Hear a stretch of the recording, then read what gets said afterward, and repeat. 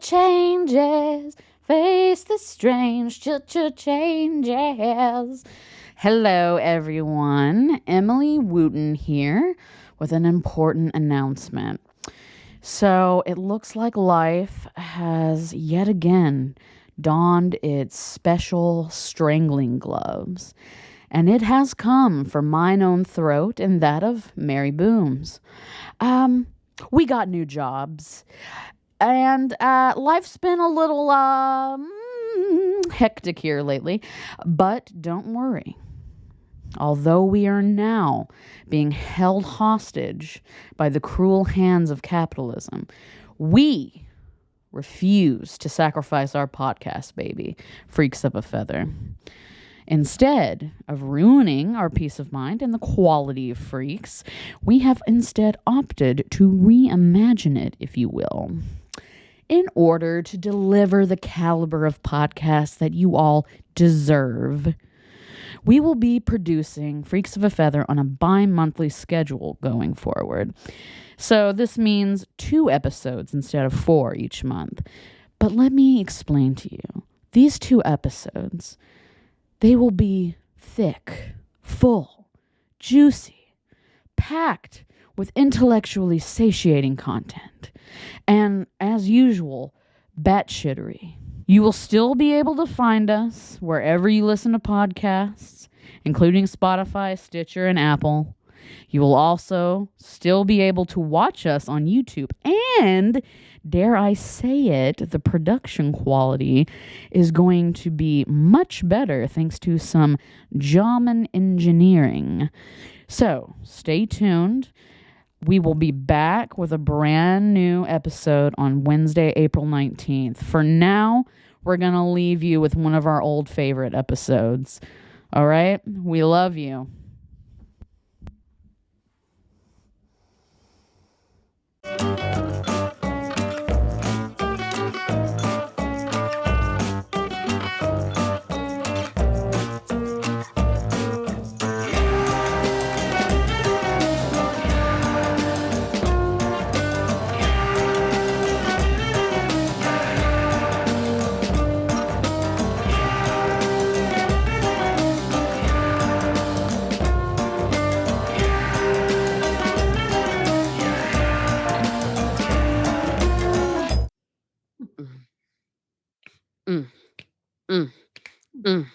Here we go. There we go. Ooh. Should we get right into it? This is the second time recording this. Woo! Oh, fuck. Hey, everybody. How are you doing? Left side. Can you go? Cha-cha right meow. It's Jesus. God. I feel like my brain is scrambled. I think that's what happens after you have a long day and then you drink a ton of really strong coffee. Your brain just becomes scrambled and is generally a mess. Yeah. But yeah, I'm back. I'm in the world of the living. I saw the dark side of the moon this past weekend with the flu. It wasn't COVID, but yeah, I'm back. I'm recovered. And yay. Yeah. So that's great. Yeah. I had a great weekend. Went swimming again, but I didn't put my head under the water in the lake. So I'm also feeling a little better. I just had a little cold, no flu, no COVID, no nothing like that. And then figured out Saturday that, I've got another class starting in the middle of my summer classes, and yeah, but it'll be all right. I prayed about it. So oh no, it'll be fun. It's creative writing. Hey, it's fun. It'll be like a little escape. It'll be great. So yeah, it's the middle of the week, y'all. It's hey, hi. Welcome to Freaks of a Feather. My name is Emily Wooten, and this is Mary. Oh God. So today we're going to be talking about something very interesting. I'm sure like like many people out there, I know that I've Googled this before. I went into a deep dive. I'm sure there are plenty of people that have Googled what is the difference between psychopathy and sociopathy. Psychopathy and sociopathy are both layman's terms for antisocial personality disorder. In the Diagnostic Statistical Manual of Mental Disorders, there's a 5th edition, came out in 2013.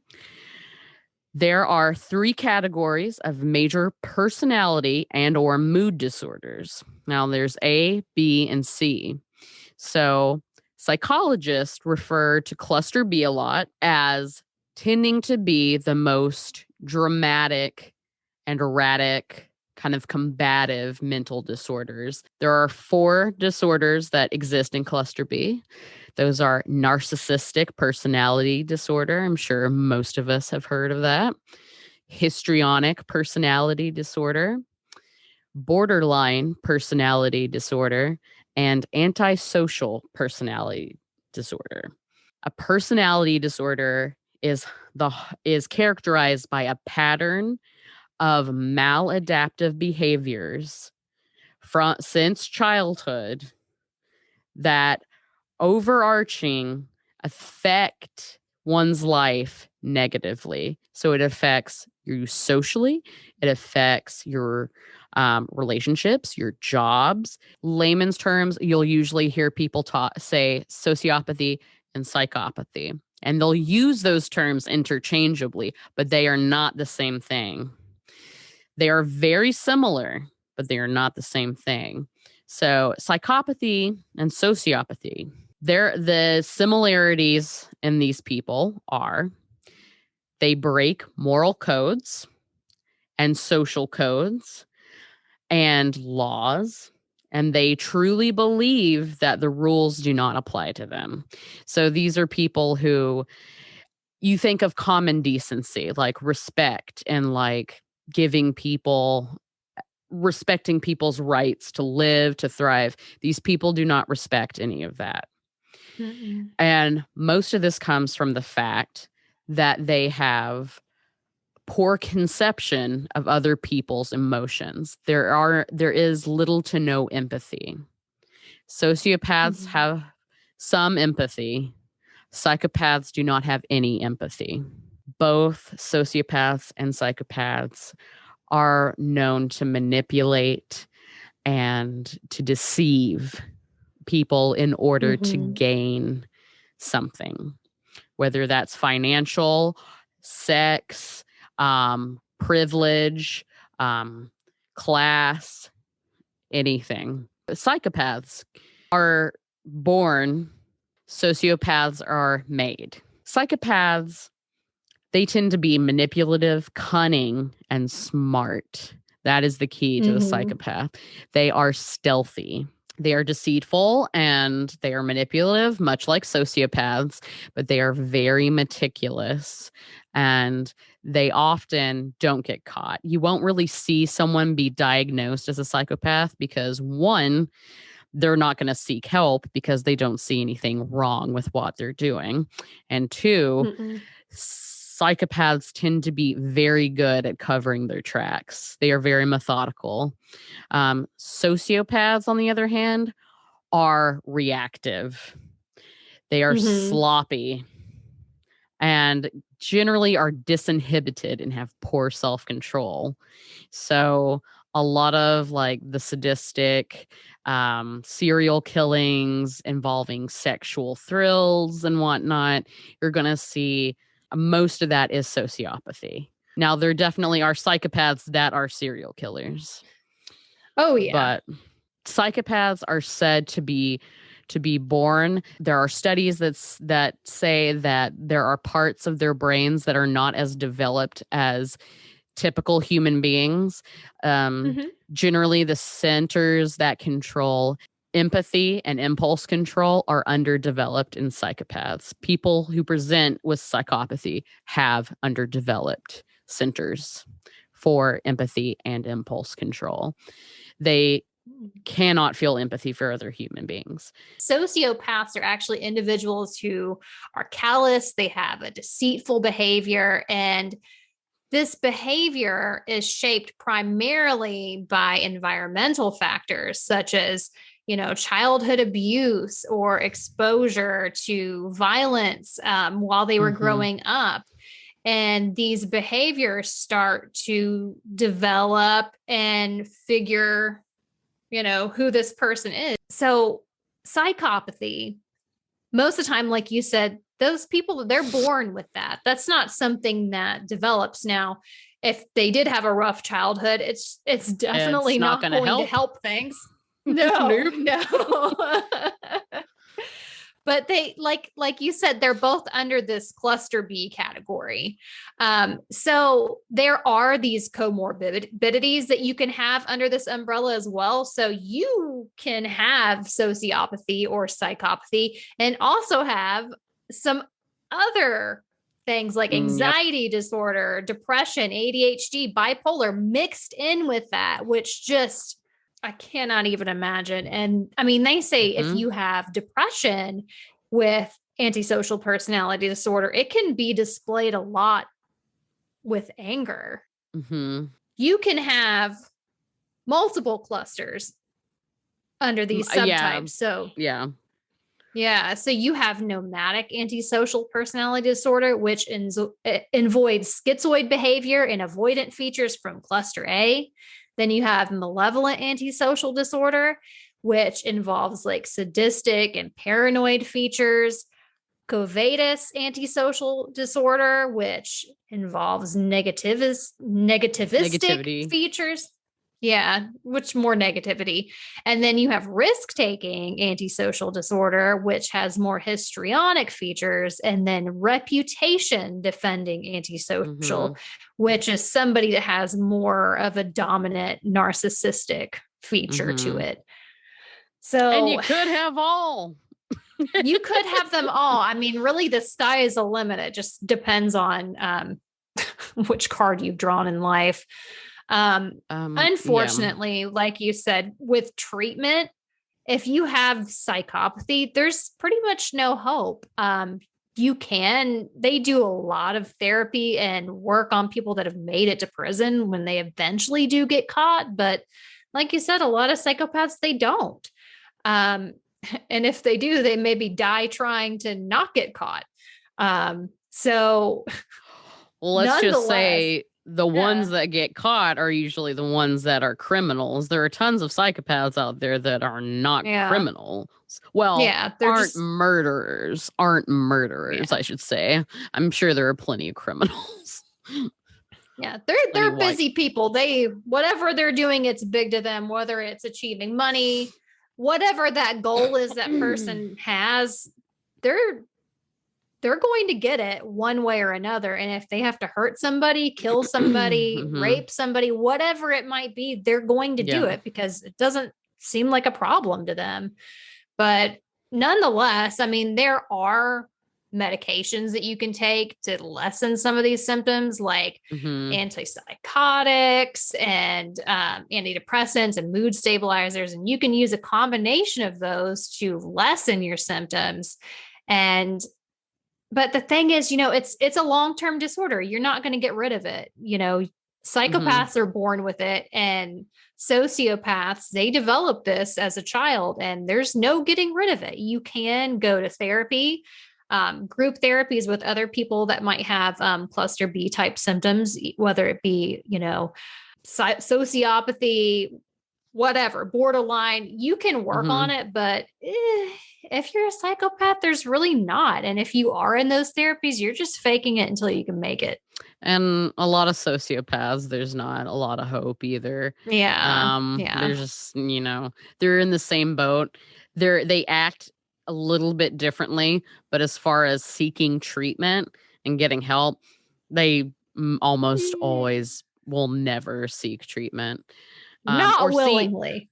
Or see that anything is wrong with them. And in fact, like in Med Circle, which we both watched with Dr. Ramani, she was explaining how even if you do get someone who is a textbook psychopath or sociopath, in therapy, oftentimes they're trying to outfox the therapist. They're trying to trick the therapist. They're trying to prove that they're smarter than the therapist.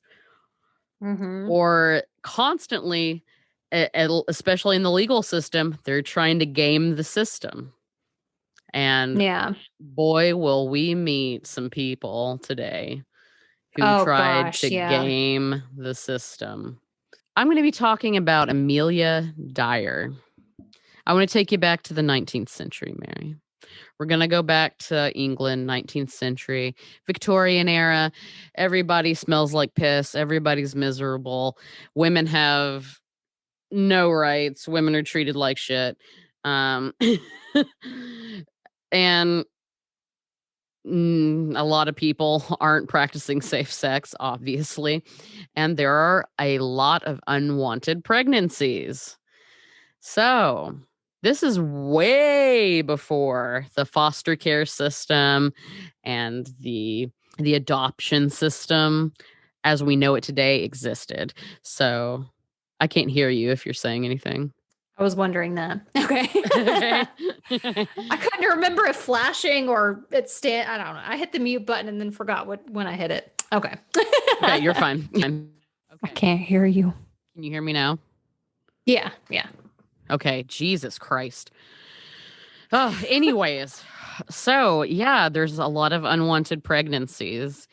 There actually was a law passed during this time in England. I forget what it's called. I should have written it down, but it essentially decrees that fathers are not beholden to expectant mothers. So they don't have to pay child support. They don't have to do anything, be involved in any way. It's on the woman. It's on you. Jeez. So, yep. Doesn't matter. Doesn't matter. Yep. It's on you. So, what are you going to do, especially if you're a poor woman who's working for ends meet? How are you going to take care of this baby? Well, a lot of times you can't. So you got to find a solution. And the solutions were nurses that would take in infants into their houses and either nurse them and raise them as their own, or they would adopt them out to other people. And they got a derogatory name, and they were called baby farmers. While there were plenty of practitioners of quote unquote baby farming that did take care of the children, did send them to school, all of this. I mean, for instance, Jane Austen and her siblings, they were all fostered to these nursing, quote on nursing establishments. There were a handful of individuals like Amelia Dyer who were not interested at all in helping or treating the infants. Their sole obsession with this occupation was with it as a capitalist endeavor. So they would do whatever was necessary to earn that money. Yeah. So these women, oh gosh, unwed sometimes, like we had talked earlier in an earlier episode about the doctor in Georgia, was it? Yeah, in McKaysville, Georgia. Dr. Hicks. What's his fucking face? Yeah. Yes. So much overpopulation. There were so many unwed mothers, so many unwanted pregnancies. Sometimes they would take the unwed mother in and take care of her until she gave birth and then take the baby. But oftentimes it was just, oh, here, I had this baby. Here, can you take it? Oh, well, you're going to need to pay me up front a lot of money to take this baby. Ooh. Yeah. So this was a capitalist venture for a lot of people. Yeah. Which led to some very nasty practices. So yeah. A report in the Times from 1870 is quoted as follows. My conviction is that children are murdered in scores by these women. that adoption is only a fine phrase for slow and sudden death. Wow. Yeah. One of the most prolific child murderers of this era was Amelia Dyer. And Amelia Dyer was born the youngest of 5 children in Pyle Marsh, just east of Bristol in the UK. She was taught to read and write at an early age, which was a sign of her privilege. Mm-hmm. And I want that to be clear that not all psychopaths have horrible childhoods. There are some startling accounts, even modern day accounts. I just read one by Amy Chesler about the account where her brother was born a psychopath, basically, murdered their mother. Gosh. By all means, he had a loving, regular childhood. And a lot of, you hear about these school shooters, mothers of these school shooters who report that their children have pretty typical lives growing up. So it's not always, oh, we've suffered. That's what's made us become this. Yeah. So Amelia Dyer, her father was a cobbler. Her mother contracted typhus, and the kids, especially Amelia, were set to take care of their dying mother, which is fucked up. But that was pretty commonplace during this time. Not saying it was right, but the mortality rate was phenomenal during this time period. Yeah. For instance, she had an older and younger sister that both died before they reached, I don't want to say 7 years old. It was very common to bury your children. It was very common. Death was just a thing that people, lived with side by side. And it was horrible that her mother died, but her mother had fits of kind of emotional outbursts, it seems. And a lot of people say that this is what kind of marred Amelia, but there was something else special in this soup, because we'll get to that later. At the age of 24 in 1861, she moved to Bristol and married a 59-year-old man, where she gets her namesake from, named George Thomas Dyer. They had 2 children, Mary Ann, known as Polly, and William. Amelia started training as a nurse around this time. Worked in a psych ward, I believe, and she was working as just your typical nurse. And then she came across a woman named Ellen Dane. Now, Ellen Dane had some peculiar ideas when it came to making a fast buck. Oh, okay. God. So Ellen introduced Amelia to the idea of becoming a caretaker or a baby farmer. But Ellen had an interesting take on this business. And, sure, you could take care of the babies, take them in your home, try to rehome them, or you could just let them die. Slip away into the night. Good night, baby. Good night, baby. And so that's what a lot of these baby farmers did, so that they could take in more numbers, make more money, have greater turnover, not spend a lot of money on food and supplies for the babies. How they would do it is they would sedate babies with opiates, typically a syrup containing opium, which was also colloquially called mother's friend. And what this does, Jesus. What this does is it keeps the baby in a constant state of being high. So they're disinclined towards food. And then they're not gonna be reacting and crying for food. So therefore, you can just slowly starve them to death by keeping them high. Oh, Yep. God. Yep.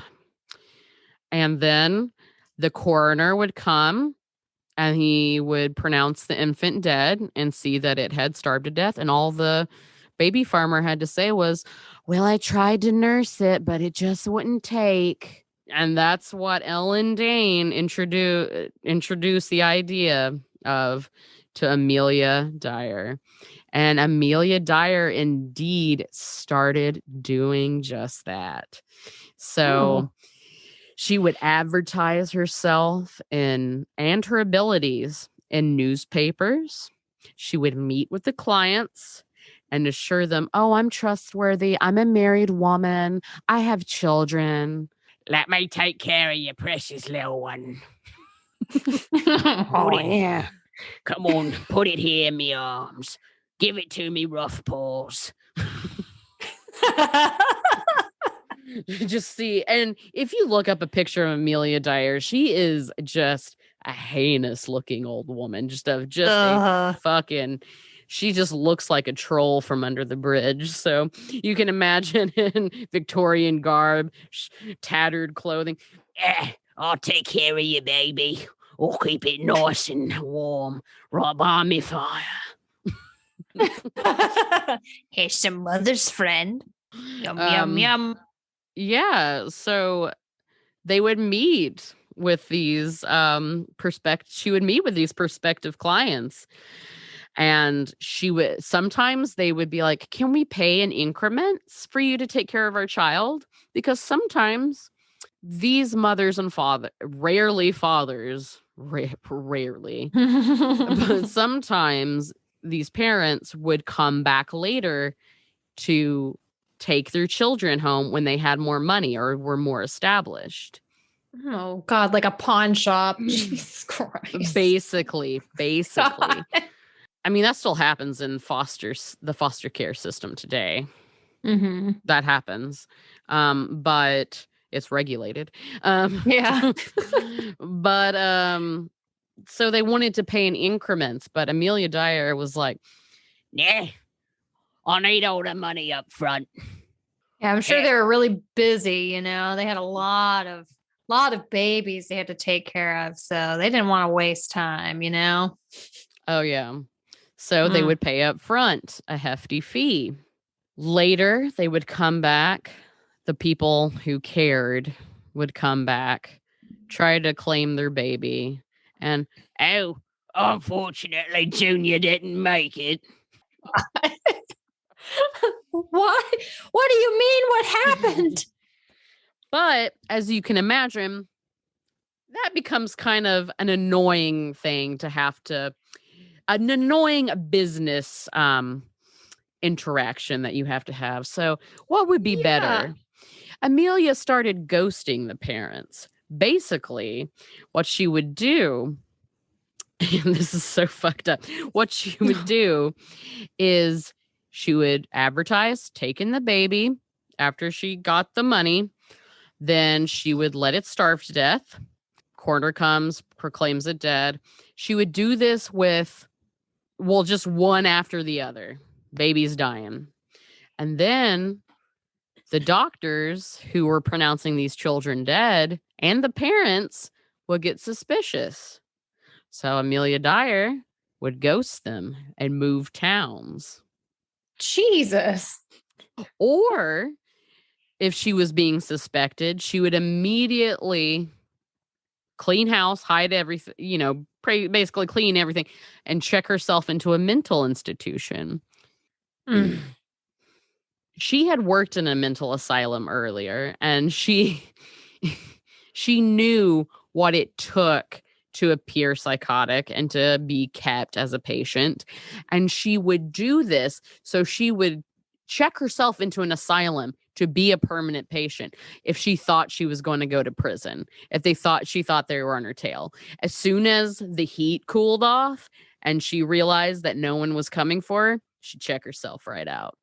Oh my gosh. In 1879, a doctor who was frequently called to her household started suspecting her.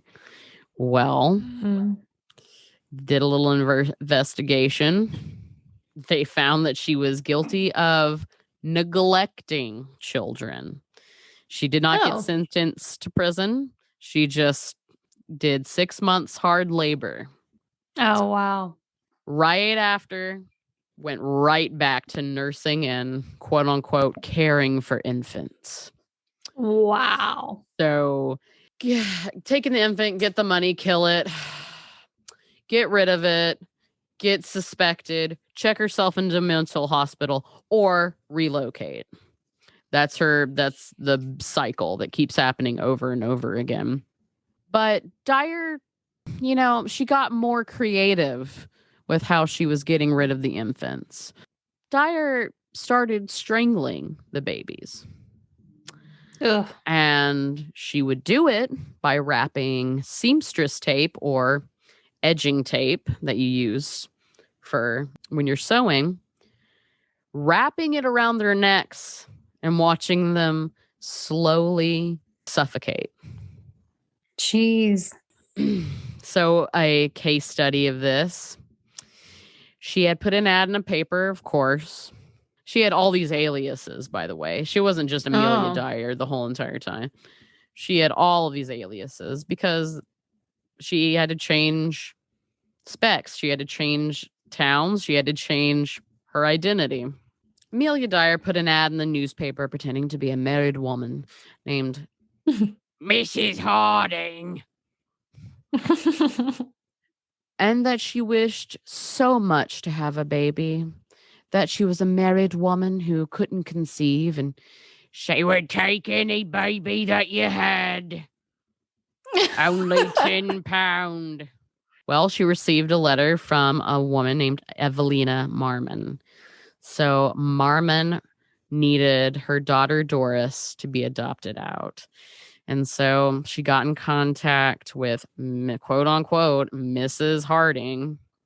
Mm-hmm. And they agreed to terms. They met up.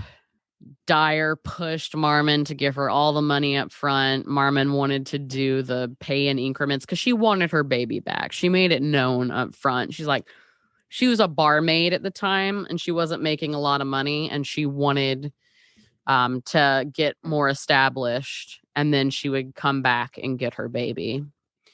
So little Doris is taken by Mrs. Harding, and she tells Doris's mother, I'm going to take the baby back to Reading, where she lived at the time. She does not go back to Reading. Instead, she stops off in London, and she stops off in London at her daughter Polly's house. And she proceeds to take the seamstress tape and wrap it around baby Doris's throat and kill her. Oh, geez. Dyer later said during one of her confession papers, I used to like to watch them with the tape around their neck, but it was soon all over with them. Oh, God. Dyer then pawned off baby Doris's clothes and even gave her shoes to her landlady as a gift. Baby Doris had not been disposed of yet, which, by the way, where is she putting these babies? Right. She's putting them in a bag and dropping them in the River Thames. Oh, God. The next day after she had murdered baby Doris, she accrues another baby named Harry Simmons. She didn't have enough tape left over to strangle this baby. So she took what a it shame. Oh, right. Yeah. So she took it from Doris's body and tied it and used it again on the baby boy. I know, it's just fucking horrible. Yeah. Both bodies were loaded into a carpet bag with bricks and thrown into the River Thames. But this method would be her undoing. So on March, I mean, it's really fucking dark shit. Like, it's so dark. It's so horrible. It's just, there's not really a lot of area to joke about. She's just, it's really but you can see like the planning, the cunning, the deceit, the mimicry, putting on that you're a well-to-do, really, just mother of the year, like, I'll take care of your baby, and then viciously, not even just letting them starve, viciously killing these babies. And enjoying it to get money, to get a profit. So Amelia Dyer's downfall. On March 30th, 1896, a bargeman discovers a package in the Thames River. Inside is the body of a baby girl, later identified as Helena Fry. So the constable of Reading, of the Reading Borough Police Department, and was investigating the package and the body and found a faintly legible name written on the package, and it was Mrs. Thomas, and next to it had an address. So this leads to, of course, Amelia Dyer and her new alias, Mrs. Thomas. So they convened with the Bristol police, where Dyer lived, and listened to various eyewitness testimonies of people that had seen Amelia Dyer dropping bags and packages into the river. Jeez. Yes. So they put her under surveillance because they didn't have any proof. So they put her under surveillance, and they hired a decoy client to get her services. And this was to get her out in public so they could arrest her before she planned to flee. They had, like, I think they had a general address. Like, they knew the town that she was in. They knew she was in Bristol. But they didn't know exactly where she was staying. So they find out the address. They show up on her front door. And on April 3rd, the police raid Dyer's home. The entire house stinks of decomposition. Yep. And decay. There were no remains found, but what they did find were the following. It's pretty bleak. God. Telegrams regarding adoption arrangements, pawn tickets for children's clothes, receipts of advertisements, letters from the children's mothers, countless letters. So this bitch kept these letters that these mothers had sent asking about their children. Oh, gosh. So fucking sick. And plenty of seamstress tape. Wow.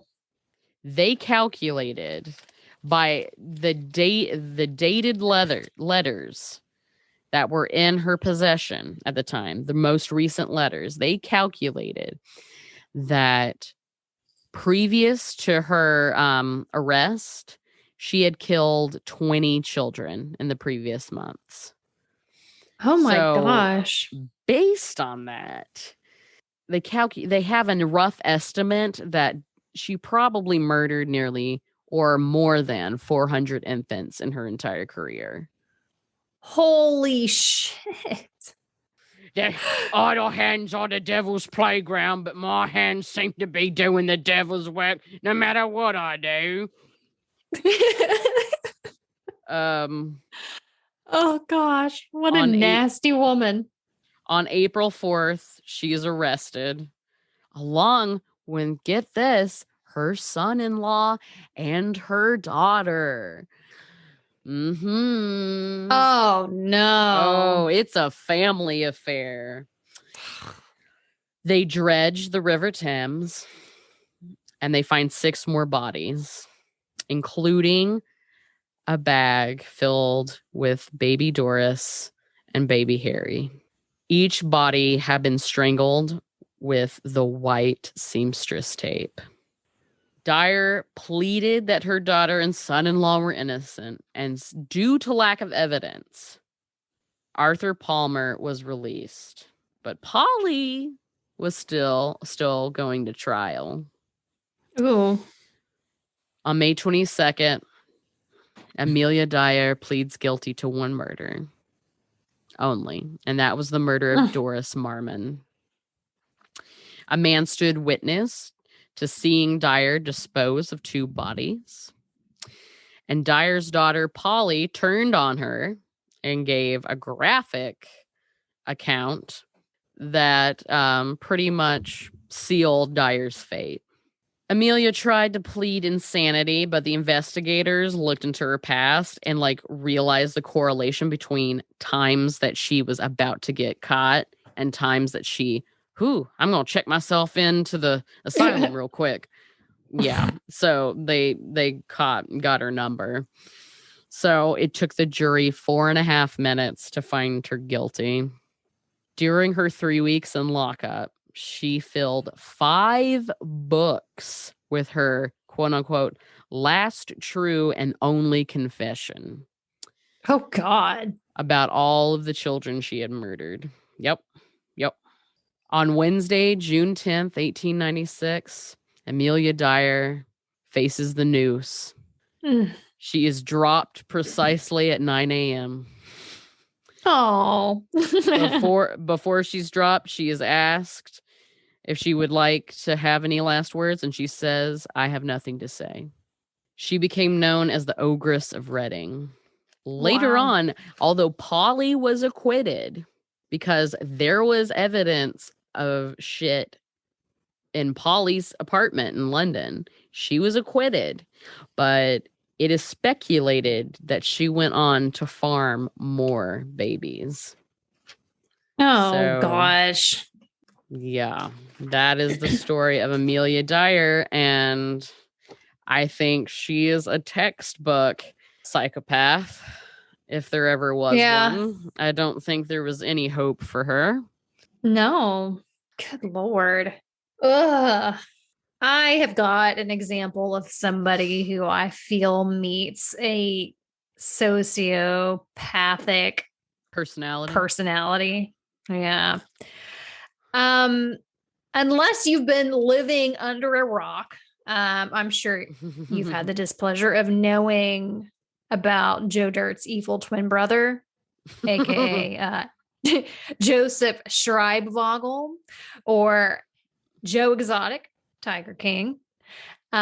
Legally, he had his name changed to Joseph Allen Maldonado Passage because he had multiple husbands. But, we'll get into that. Most people know about him, I'd hope. So, yeah, he's known for these are his good shining parts, right? So he's known as this American media personality, a businessman, and a convicted felon. And he was operating the Greater Wynwood Exotic Animal Park, the GW Zoo, in Oklahoma from 1998 to 2018. Joe himself said, though, "People don't come to see the tigers. They come to see me." So it wasn't all about these animals and rescuing them. It was more about, so that he could showboat and wear his stupid buckle and stupid pants and stupid mullet and everything, right? Well, Joe is most notably known for the center of the 2020 pandemic. No, not COVID. But, however, the Netflix documentary called Tiger King that was released last year. It was a nice solace away from the crazy, year that we were having with the pandemic. But it was just rife with like, if you the Schadenfreude, yeah, like look at this hick, look at this this complete shock. And most people think that, hey, this is just an act. This is him. This is a character, right? No, this is him. And I think that's what shocked everybody. Like, nope, this is an actual fucking guy, and this is how he acts. So Exotic is currently writing this autobiography in jail. He's seeking a pardon currently from President Joe Biden, and he's actually undergoing some tests to confirm if he has prostate cancer or not.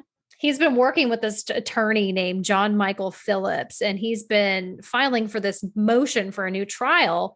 And on July 15th, my son's birthday, U.S. appeals court ruled his sentence was too harsh, that he had 2 separate murder attempts and they were treated as separate convictions. So on July 21st, his sentence was reduced from 22 years to 17 years.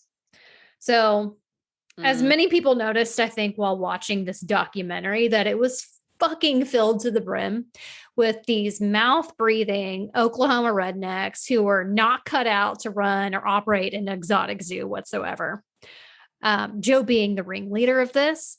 The zoo was the biggest of its kind in the United States, and they housed up to about 700 animals: lions, tigers, pumas, ligers, tigans, lots of animals, lots of exotic animals. So you've got to imagine these workers that Joe hired were addicts. They were felons. They were people that were down on their luck. And Joe had even stated at some point, I had my days of coke. I had my days of drinking. I had my days of meth. And instead of giving his workers like a second chance or a place to get well and heal with these animals, he ended up housing them. And yeah, he totally did. So he ended up housing them in these rundown trailers. And if you've seen the documentary, it was just disgusting and deplorable. These houses or trailers that he put them up in.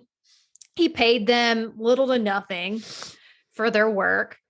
And if they were good, or, to make them feel special, they got first dibs on this truckload of expired meat he would have hauled in from Walmart. So he would, so they would like make pizzas with it and different stuff like that. But it was mainly to feed the tigers because he's just such a businessman, right?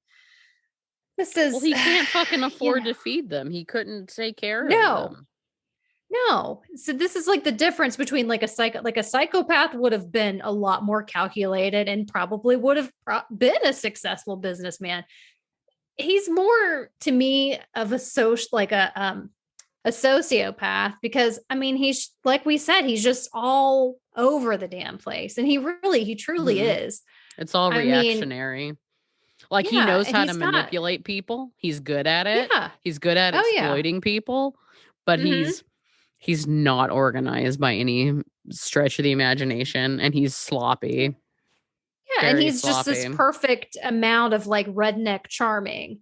And he can be charismatic and be funny when he wants to be, but there's something not going on quite right in his head. And, you're having all these people that you hire into the zoo. There's drug use going on. There's domestic abuse by him and countless other people. And there's violence to animals that he's inflicting on these animals and probably teaching people the wrong way to take care of them. So there's been so many animals that have ended up dying just due to neglect. And just sometimes, the guy shot tigers. He literally just fucking killed them. So like Joe, he had some issues in his childhood. So his dad didn't approve that he was gay. And pretty much when he found out, he said, "Don't show up to my funeral." So you've got child issues to start off with. And then he just develops into this egotistical monster eventually. But it's like, did that even get said? Or is that just something Joe invented to be part of his... You never know. His backstory, yeah. Yeah, you can't say for sure, right? So all we know is what we seen on the documentary, and that was enough to throw his ass in jail. Mm-hmm. So this clearly wasn't a healthy environment for the workers, and most definitely posed a danger to patrons who entrusted Joe and the staff. A worker and had actually had her arm torn to shreds. I don't know if people can remember this part, but she was Torn right reaching. off. Yep. Yeah, that she got it stuck in a tiger's cage and it ripped her arm off. And his reaction was just awful. He'd went into like the gift shop at the zoo and he just stated, well, just about an hour ago, we had an incident where one of the employees stuck their arm through the cage and the tiger tore off her arm. I can give you your money back or I can give you a rain check. I mean, he just point blank just stated it to the patrons. I mean, he could have just said like, Yeah. so we've had an incident. Nobody else has been harmed. Yeah. We want to go ahead and close stuff down because we just want to make sure everybody's safe. We can give you a refund, yada, yada, right? Yeah. No, he wouldn't. I mean, he was all about that attention. So of course he had to give, gruesome detail to it. It was more about, well, fuck, I can't make money on this one. Oh, shit. How I financially recover. Yeah. Oh, gosh. So clearly he has this exaggerated sense of self-purpose. So he was even posing in the documentary for like a photo shoot, dressed up literally like a king. And they're just toting him around on this fancy chair. He's got the crown, he's got the staff, everything, the robe. He is dressed up like a king for a photo shoot. Because he didn't think that this documentary or documentary series was going to be critical of him. He thought it was going to be detailing his life and all the goings on at the zoo. Like, he thought he was going to be fucking famous. He thinks he's hot is famous. Shit. Yeah, well, he's famous, but not because he's awesome. No. So this dumbass even ran for president in 2016. Oh, yeah. Mm-hmm. And he even ran for governor too, but I'd rather talk about this because his presidential campaign ad went as such. The first thing is, I'm not cutting my hair. I'm not changing the way I dress. I refuse to wear a suit. I am gay. I've had 2 boyfriends most of my life. I've had some kinky sex. I've tried drugs. I'm broke as shit. I have a judgment against me from some bitch down there in Florida. I paid the fine with the USJ. That does not mean I was convicted of any kind of animal cruelty thing. I have one of the biggest facilities of exotic animals in this country as far as private individuals go. I'm Joe Exotic. And don't forget, I'm now stepping my foot in the ring to run for president. Jesus. Who the fuck? I think he really thought he could win too. Like, well, nobody thought Trump would win either, but look how that went. Gosh, but as his campaign states, he is a proud homosexual, but he's also a polygamist. So he's bagged multiple husbands, and I say husbands loosely because most of the marriages were unofficial. Like at some point they weren't legal, and then at some point they were, and then some were just like random ceremonies. Like, I'll get into it because I mean his whole romantic side, is weird. He left this ripple effect. He kind of like it affected everyone around him negatively. He ruined a lot of people's lives, especially the men that he was like emotionally invested with, the people that were his partners. I mean, it's messy. So he had his first partner technically was this guy named Brian Ryan, and he actually died from complications of HIV back in 2001. So the following year, he started a new relationship with this guy named JC Hartpence. He was an event manager who aided him with his traveling animal show he had at the time. In the middle of 2003, John Finley was hired as an employee of that zoo that he was now running. And within a month, he began a relationship with Exotic as well. So by this point, the relationship between Exotic and Hartpence had deteriorated owing to drug and alcohol addiction. And And it finally ended after Exotic threatened to kill Hartpence and feed his remains to the zoo's largest tiger. So that guy later woke Exotic up by putting a gun to his head. And it had this reaction that led to Hartpence's arrest. So he's actually in jail now. And later he was convicted of child molestation and first-degree murder. Jesus Christ. That was boyfriend number 1. Yeah. Oh my God. I mean, you're just starting out strong and it just gets worse and worse. Yeah. Travis Maldonado arrived at the zoo in December 2013. And like Finley, they rapidly began this relationship with Exotic. Both of them were unofficially married, like I said, to each other. And that was like less than a month later in a 3-partner wedding ceremony. Yeah, those were the 2 that you see in the documentary. So there's like the dark-haired guy, and then there's the guy with the busted up teeth, and that's Finley. So they eventually fell out, and following an incident in the zoo's car park, Finley was arrested and charged with assault and battery. So in 2015, Joe Exotic legally wed with Maldonado, and his legal name became Joseph Maldonado, like I mentioned earlier. So, however, neither Finley or Travis Maldonado identified as homosexual at all, and they had had multiple affairs with women during this entire time. And Finley actually ended up impregnating one of the zoo's receptionists there. So he eventually ran off with her and left him. And then that left Travis Maldonado there. And he just kept having sex with random chicks at the zoo that worked there behind Joe's back, essentially. I mean, Joe pretty much gave them whatever they wanted. They had always been straight so they guys. were like they were hired wives. They were so he bought Finley, I think, like 2 or 3 different trucks and stuff. I mean, he was buying their love. They were pretty much dependent on Joe Exotic. Yeah. Because like Christ. I said, the people that he brought into this park, they were down and out on their luck. They were either, addicted to drugs or, had ran into issues. They were felons or whatever. They couldn't get work somewhere else. They couldn't get a place to live. Because if you have a record, half the time, it's really hard to find a place that will let you rent there. So, I mean, he was offering a lot. Like, here's a place to stay. Oh, you can stay in my bed if you don't mind, sleeping with me every once in a while. I'll make it worth your time. And just taking advantage of these people. Oh God, Jesus. And what's sad is like, while like Joe Exotic is spiraling the fuck out of control, he's just bringing everybody down with him. And unfortunately, on October 6th of 2017, Travis Maldonado had fatally shot himself at the zoo in front of his campaign manager, which was this guy that worked behind the counter at Walmart selling ammunition and stuff.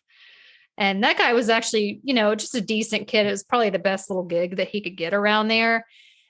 And Maldonado was like just playing with this gun. He was like, oh, I'm going to take the magazine off and I'm going to show you something to prove you something. And he literally blew his brains out right there in front of that guy. So what's sick is at his memorial service, which they held at the zoo, Exotic had stated that God put Maldonado on earth to make him smile, and stated that his balls were like golden nuggets. What in front of his family. Yeah, I know. I'm just like, okay. So weird. He had balls like golden nuggets. I'm gonna miss him. Why the fuck would you say that? Like so in front of his mom and stuff. Like people that are grieving. I'm gonna miss his nuts. Like, what the fuck? It's so weird. So that same year, he ended up marrying this guy named Dylan Passage. That was another official wedding. So now he's got this name, Travis Maldonado Passage. One of the witnesses to the wedding was actually Travis Maldonado's mother. This was like, oh my God. Yeah, I remember this. Oh, geez. Not very long after he died. Not very long at all. But that relationship started to experience a strain after Passage didn't want to answer one of Exotic's calls for whatever reason. people started suspecting they had broken up. And then on Friday of March 26th, Passage revealed on Instagram that he and Exotic are seeking a divorce, but on good terms, and that he'll continue to have Exotic in his life. He's probably, paying him good money to not say a bunch of shady shit about him. The day after Passage announced that he and Exotic were divorcing, Passage announced in July 2021 that he is now in a relationship with a man closer to his age named John. And Exotic initially wished the couple well, but stated that he would like to have been told by Passage himself rather than TMZ. And he later referred to him as a dumbass because of that. Yeah, I mean, yeah. What's crazy is he's single, right? As of July of this year. And he started this contest called the Bachelor King. Oh. He's in prison, by the way. Okay. Where men that are over 18 years old can fill out an application and be processed to be the next husband of Exotic. And the winner of the contest, a guy named Seth P, became Exotic's current partner in late July 2021. But yeah, now he's got this new boyfriend that won this contest. Yeah, woof.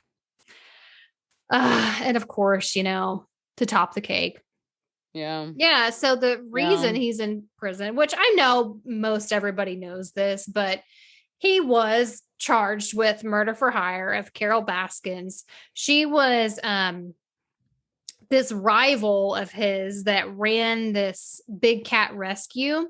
And she was an activist of these exotic animals and tigers. And they butt heads constantly. He's making videos mocking her, even threatening her. She had I guess sued him for something along the lines of that and ended up getting over $1 million. But I mean, he had this song because by the way, he's a fucking wannabe country singer. There's a song called Here Kitty Kitty, and he doesn't sing the song at all. He doesn't sing it at all. It's just somebody else, but he just, I guess, claims to sing it. But it just shows somebody depicting Carol Baskins, and he's violently murdering her in these videos. Oh, yeah. And, he's practicing with guns on the zoo's property, shooting things like, oh, Carol Baskins, bam, bam, bam, die, bitch. Just absolute madness. So he eventually does try to hire somebody, and they end up being an FBI agent, and they take him down. And with that, it's just so stupid. It's just it is. Oh, and then that scumbag who now runs the zoo. God, that guy. Ugh. Everybody in this story is a sociopath to some degree. Yeah, I think so. Even Carol Baskins. Yeah. Oh, I mean, Carol Baskins. I mean, she might be a psychopath. I don't know. Yeah, a successful psychopath. I mean, her husband is supposedly missing, but a lot of people speculate that she murdered him, and that was his whole thing. She's just a murdering bitch. But he was also fucking wealthy beyond imagination. He could have just fucked off somewhere. Yeah. I don't know. I mean, people say, he knew some people in Cuba, so they found his van, I don't know, close to an hour away from where she lives, where her little tiger compound is. And he got on a private jet because he flew, in his spare time and went to Cuba because apparently he might have been having an affair with a woman there. Yeah, some people speculate connections. Yeah, and they killed him. What they don't tell you in the Tiger King documentary is that Carol Baskin's husband was an absolute horrific loan shark. He would give all of these really deceitful, shitty deals to these people and then take them for every cent that they had. Jeez. And so he had a lot of enemies. Oh, yeah. A lot of enemies. Yeah. So I can imagine that he fucked with the wrong person. Yeah. Yeah. but he's probably dead. Let's be real. But anyway, yeah, probably. After getting pretty much pinned for the murder for hire plot that he was caught red-handed with, they uncovered a lot of that animal abuse. So when he wasn't in charge of the zoo anymore, they're like, let's check some stuff out. So he was actually convicted for killing 5 tigers. He shot them in the head, supposedly, to make room for other cats. Like, oh, bam, bam, bam. This one's a troublesome one. I'm going to take rid of this one or take care of this one. So, and then they get like a new cub or, I don't know, like a white tiger. Or they would do those cub shows where they would bring cubs around and like former workers, and he wasn't the only one who did this, by the way. They would have cub shows. They would get these cubs, and then once they were done with them, they only kept like a couple of them, and they just kill the rest of them. Yeah, it's fucking terrible. I mean, they would take them to these malls and stuff like that, and then some would be really sick, and then they have like 6-month-old cubs there, which they were pretty wild, and they kept them in a cage and everything. But then they had like one worker with their hand all bloody, like, yeah, got me earlier. And it's it's just insane. It is. So he was also caught for selling and trafficking the tigers, of course, and other endangered species. And he'd actually falsified government documents to hide his activities in violation of federal laws. So he's doing, like I said, 17 years in prison. He's in Texas. Yeah, but like I said, he's trying to get a pardon from Joe Biden. Oh my God. I don't think he's going to get it. Could you imagine? I know he expected Trump to pardon him when Trump was pardoning all of his criminal friends. He was like, I'm going to be pardoned. No. No. You're not. And unfortunately, he can't truly sing, so he's not singing himself out of prison. So that is my favorite part of that whole documentary series is him and his horrible music videos. Yes. That you can tell he really believed were high quality. Yes. Oh my God. Honestly, seeing those videos and just how corny and cheesy they were, they really brought me joy, I have to say, last year. Really brought a lot of people joy, I think. So oh, yeah, I think so. I guess not everything he did was horrible. He was a comic relief via himself unintentionally. I mean, he was a big case of Schadenfreude for the whole nation to be like, well, fuck, at least I'm not Joe Exotic. At least I'm not that asshole. Exactly. Oh, gosh. But yeah, I thought he was a pretty good example. Of course, none of that's confirmed. This is me just putting my opinion out there. That's just what I think. But, I'm not a psychologist or anything, but hey. Could be. Yeah. But man. Oh my God, these people, just talking about them is exhausting. It is. They're just like, I can't even imagine. But if you want a really good book to read, Mary, or listen to, the audiobook is incredible. Amy B. Chesler, her book, Working for Justice, is incredible. And it's a memoir about her mother's legacy, and her mother's death at the hands of her brother, and her fight for justice to keep him in prison.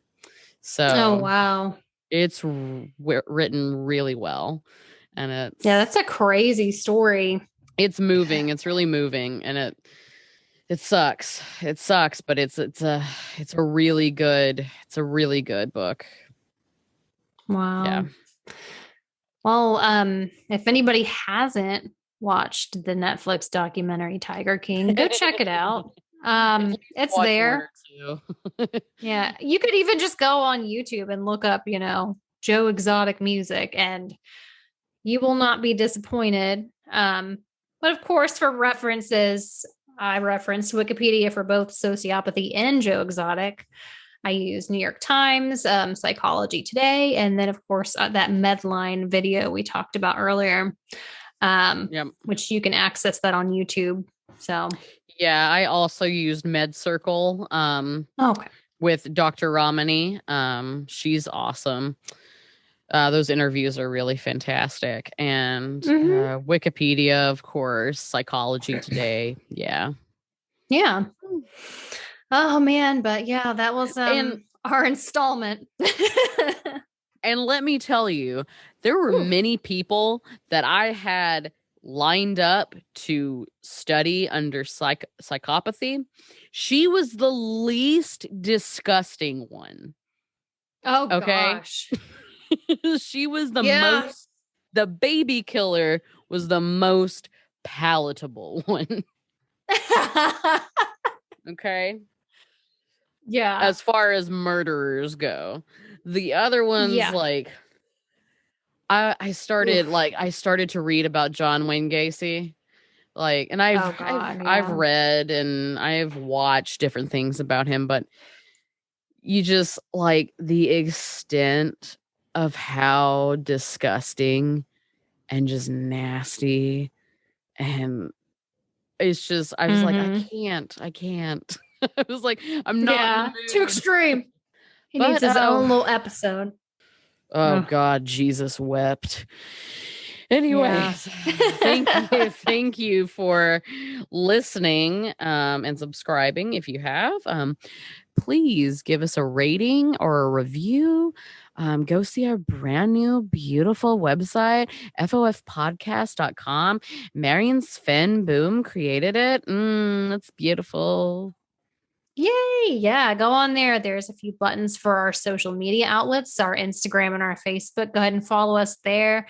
Go check that out and catch up on some older episodes if you haven't heard us before. I'm sure they will not disappoint. Yes. And we'll see you next time. Bye. Bye.